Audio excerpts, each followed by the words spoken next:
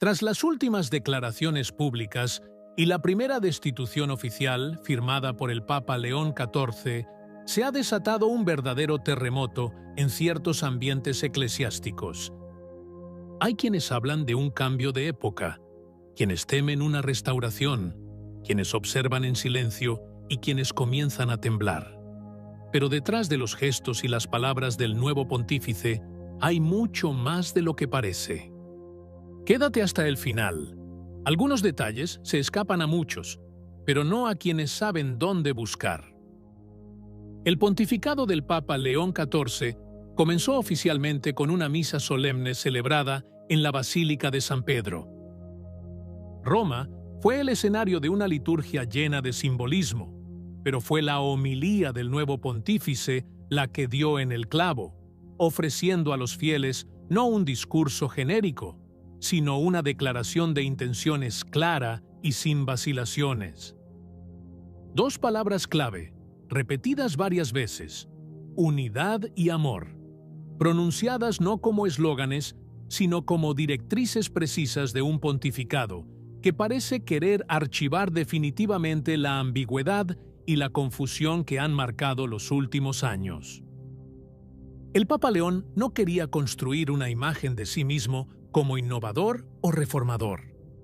Al contrario, se presentó como un siervo de la fe del pueblo de Dios, no un legislador de una nueva doctrina, sino el custodio de una herencia antigua, recibida, no inventada.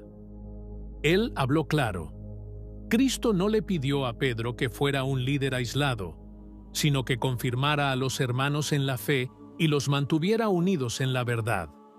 Y la unidad, subrayó, no puede existir sin amor. Pero un amor que no es un sentimiento vago, sino fidelidad a la palabra y a la tradición. Un amor que, como recordaba San Pablo, es el tronco que mantiene unida toda la estructura. Poco después de apagarse las velas tras la misa de inauguración, llegó su primera decisión concreta: la destitución del arzobispo Vincenzo Paglia de su cargo de gran canciller del Instituto Juan Pablo II. En su lugar fue nombrado el cardenal Baldassare Reina, figura discreta pero de sólida reputación entre quienes prestan atención a la fidelidad doctrinal y a la centralidad de la vida humana en la reflexión teológica.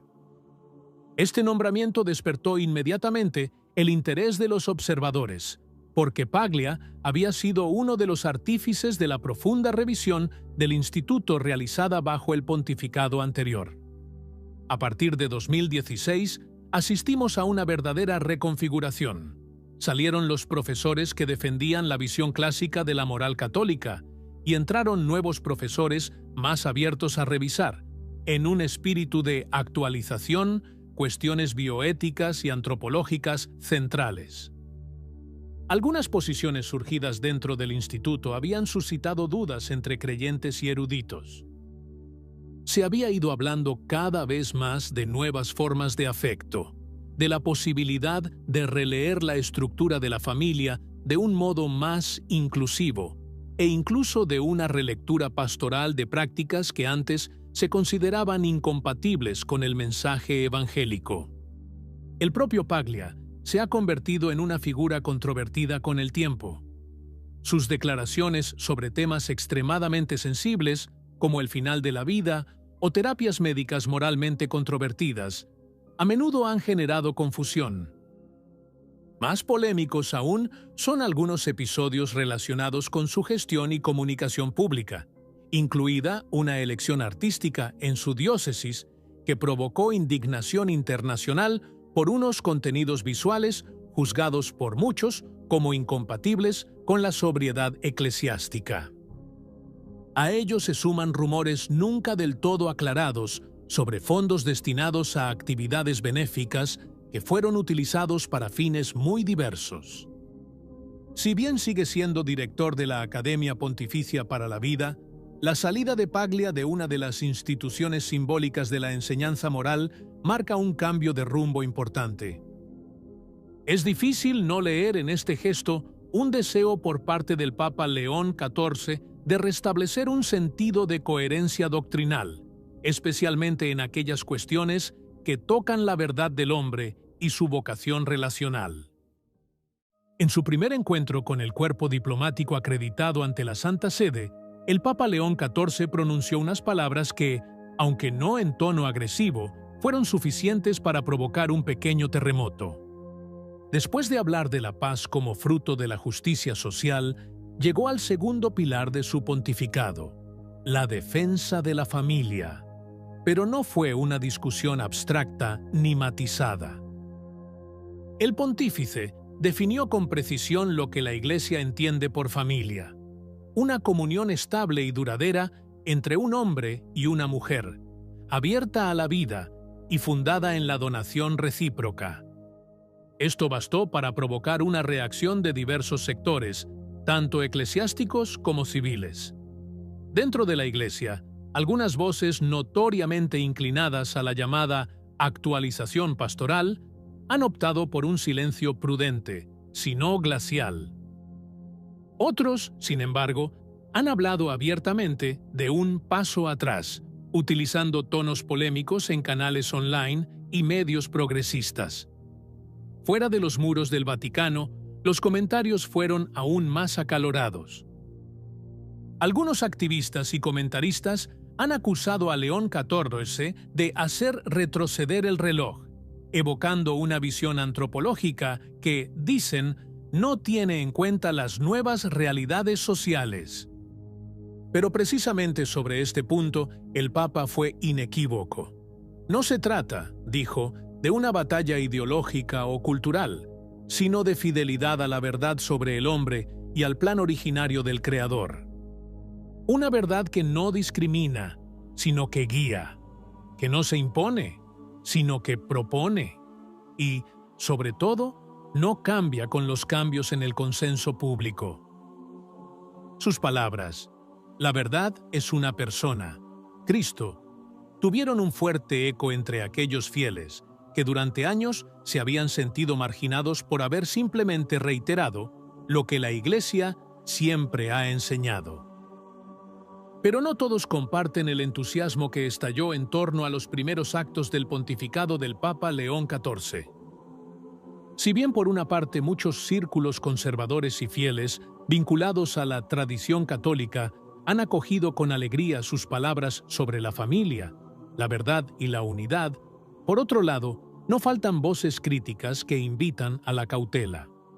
Una de las más fuertes es la de Diogo Rafael Moreira, conocido comentarista tradicionalista, que advirtió a sus lectores contra lo que él llama una vana esperanza, alimentada por quienes creen ver en León un baluarte del retorno a la fe de siempre.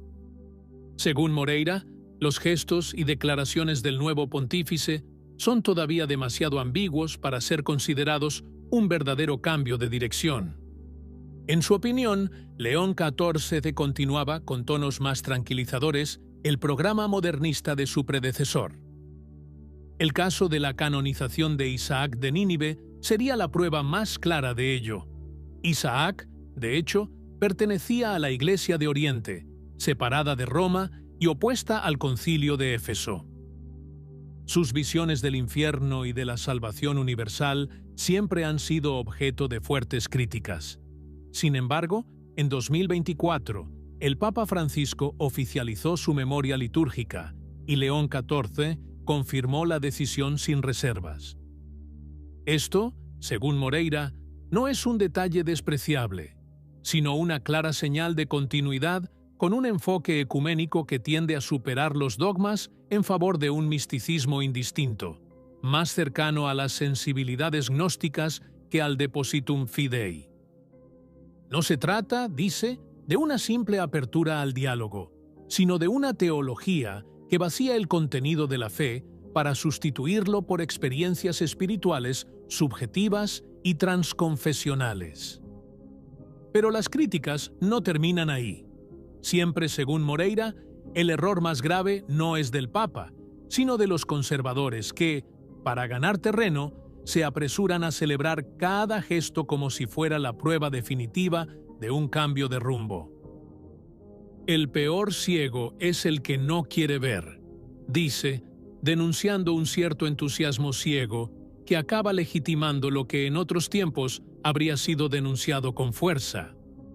Pero, contrariamente a lo que afirma Moreira, aunque el pontificado del Papa León XIV recién comienza, no se puede negar que algunos de sus gestos y palabras ya marcan un claro cambio de paradigma respecto al pasado inmediato.